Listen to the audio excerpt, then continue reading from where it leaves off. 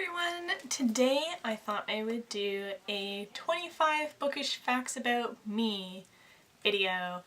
I realized that I haven't really told you guys too much about me, so I figured this would be a great way to kind of get into the new year, give you guys some info, that kind of thing. Also, I'm wearing a really cool shirt. This is by Lit Emporium, and it has a Pride and Prejudice quote, and I love it. It says, "My courage always rises with every attempt to intimidate me." So yeah, I thought this was a very appropriate shirt for this video. Anyway, let's get into it. So my first bookish fact is that I love Lord of the Rings. Lord of the Rings is my favorite series. I love Tolkien. I love everything about him. I love everything he's ever written. I love all of it. All of it. I love it. All of it. Going along with that, I love fantasy, which makes sense because I love Tolkien. Middle grade books are my guilty pleasure, but I don't feel guilty reading them, so I don't know if that counts as a guilty pleasure, but yeah. I just really like reading them as a way to kind of take a break from super serious books or anything like that. I just find they're so much more fun and kind of lighthearted. And they do have serious themes in them, but it's done in a very, not casual, but a different way because obviously it's directed towards younger children. My favorite Jane Austen book is, as you can probably guess, Pride and Prejudice. I first read it in high school, I think maybe grade 9, maybe even grade 8. Anyway, I read it many years ago.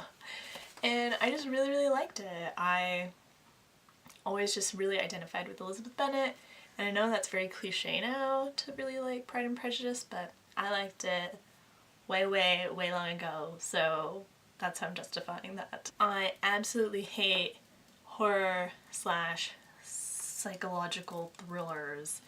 I am not a fan. I will have nightmares forever. I will be constantly on the lookout for anyone trying to kill me. I'm an extremely neurotic, paranoid person, so I don't need anything to encourage that kind of thinking. So contrary to that, I love Nancy Drew and Trixie Belden mysteries. These are from like way long ago, even longer ago than when I read Pride and Prejudice. These books are like 50, 60 years old.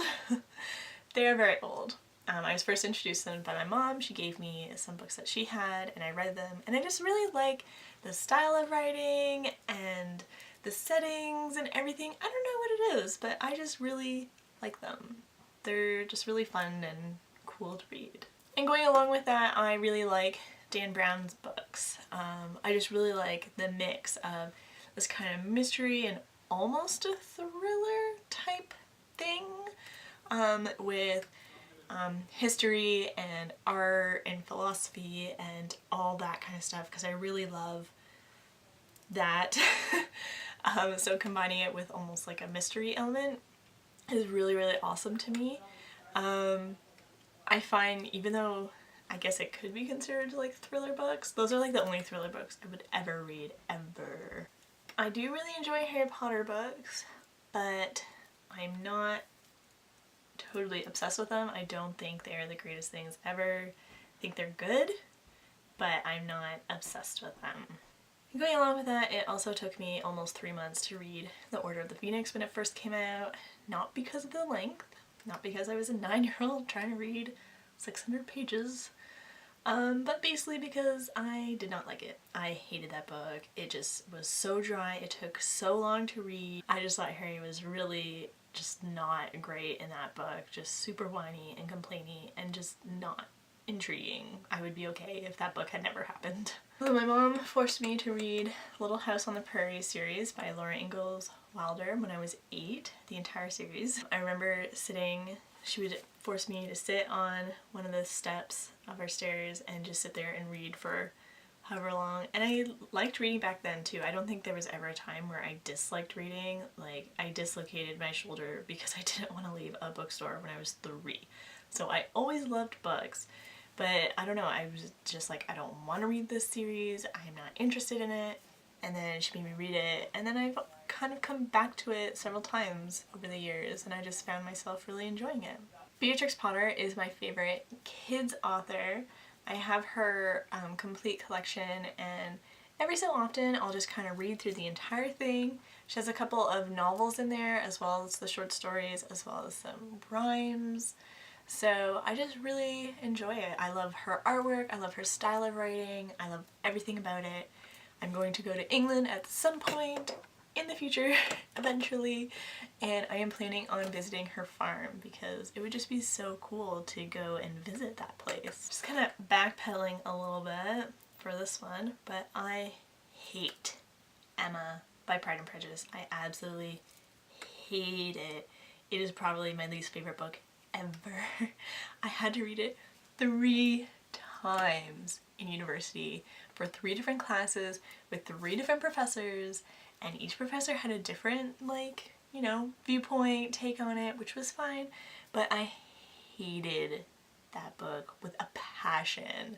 I remember I was so mad in 2nd year because I found out I had to take this class, Major British Authors, and it had like just been made mandatory that year, and you had to take it in your 2nd year, and it was just such a stressful time, and the class had filled up, and so there were people who were like, what's going on, what's happening? So I was put into like a spillover class. It ended up being like a full class, but it was basically everyone that wasn't able to get into that first class were put into the 2nd class.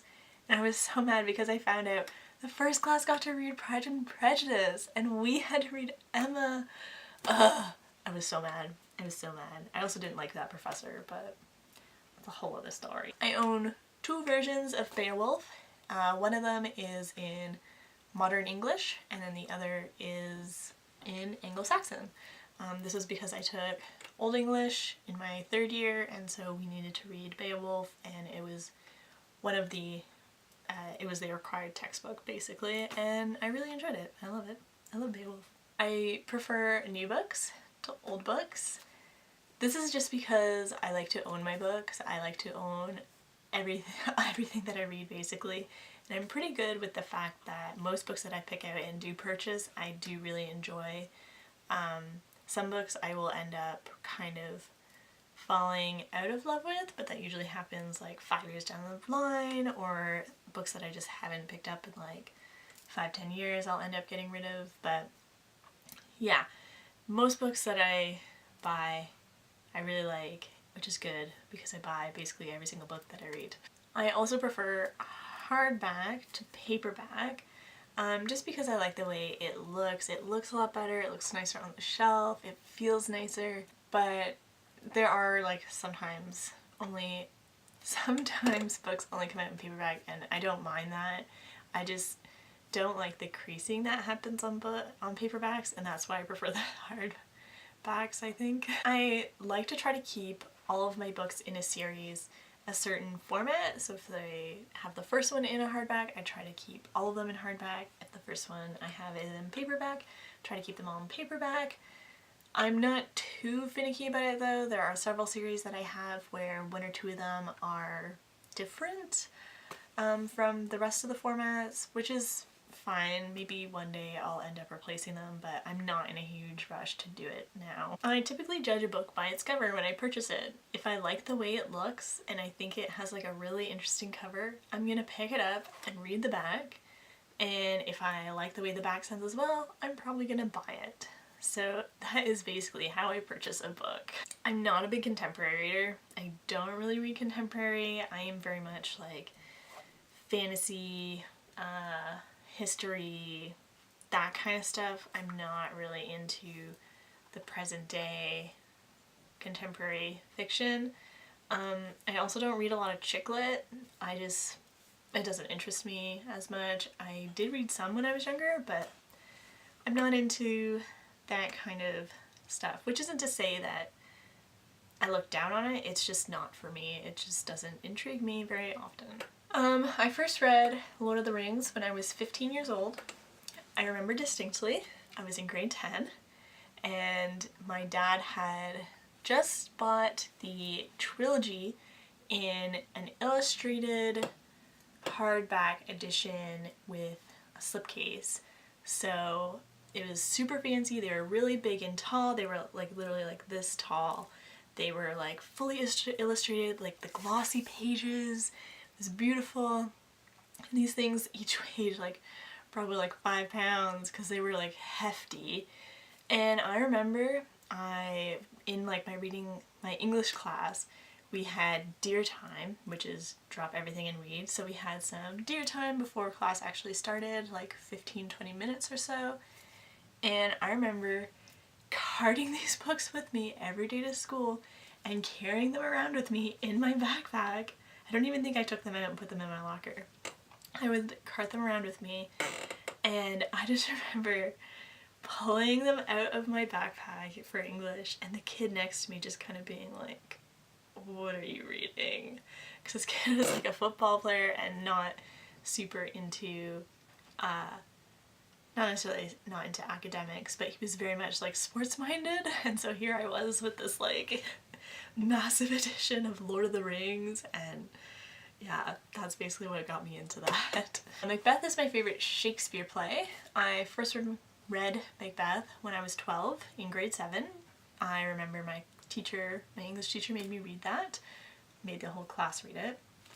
And the other grade 7 class got to read Midsummer Night's Dream, which I was kind of upset about. And then grade 8 we didn't read Shakespeare, so I think it was just the teacher that we had was just wanted us to read it or something. Like it wasn't curriculum, because every time I tell people I read Macbeth in grade 7, they're like, what? What?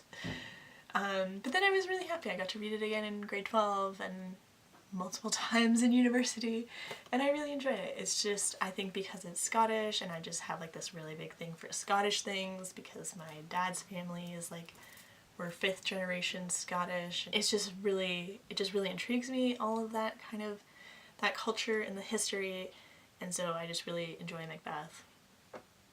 Yeah. Romeo and Juliet is actually one of my least favorite Macbeth plays, or one of my least favorite Shakespeare plays. I'm really not a fan of Romeo and Juliet. Everybody dies, everybody is just like, it's basically a play about everybody letting their hormones have control over themselves, and they just kind of throw caution to the wind, and everyone's like, oh my god, it's so romantic. And yeah, there are some things that are romantic, but you also have to take into account that this entire play happens over a span of days. Literally everybody dies, and Juliet was basically Romeo's like, what is that term? Rebound. Juliet was Romeo's rebound when Rosalina? I think that's her name. When she rejected Romeo. So it's like, I don't know. People who like compare themselves to Romeo and Juliet are like really, really weird. That just, it tells me that you didn't read the play. When I was younger, I used to collect Rupert annuals. My dad used to buy them for me, and I just really liked them as a child. If you don't know what a Rupert annual is, I will show you. So this is a Rupert annual, and it says the Rupert annual on it, and there is Rupert, and you open it, and it always had like really cool end pages. I really liked the images. And yeah, so here's a story. And as you can see, there are like all the pictures, and then it has like little descriptions under each of them, which are kind of like if you're like younger and you want to read it. But then underneath, along the very bottom, it has the more detailed story. So when you're bigger, or if, you know, a parent's reading it to you or whatever. And yeah, I just really enjoyed my Rupert annuals, and I used to watch the show, and yeah, I guess I'm a Rupert nerd. But I haven't seen too many Rupert annuals lately, so that makes me sad. I've only read the first 2 books in A Song of Fire and Ice series, not a trilogy. I started reading the 3rd one, and then I stopped because it was really boring and dry, and I wasn't feeling it, and I just feel like George R. R. Martin's books drag on really, really long time. They're good, but they're even, it takes even longer to get going, I feel, than Tolkien's books, so yeah, I'm sorry. Any historical fiction that I read is typically the 16th century and earlier, so basically anything during the time of the Tudors, and earlier than that. I have a really big thing for Arthur literature and basically anything that kind of takes place during what are considered the Dark Ages, so anything from like 3rd to the 11th century. So any historical fiction that I read is basically either something that takes place during the time of Henry VIII or something that has taken place during the 3rd to 11th century AD. So anything kind of like Vikings, anything related to that, I really enjoy that. And the last fact is the only manga series that I am currently really reading and really into and like purchasing everything is The Devil is a Part-Timer. I only have 8 books. I think there's 9 that are currently out in English.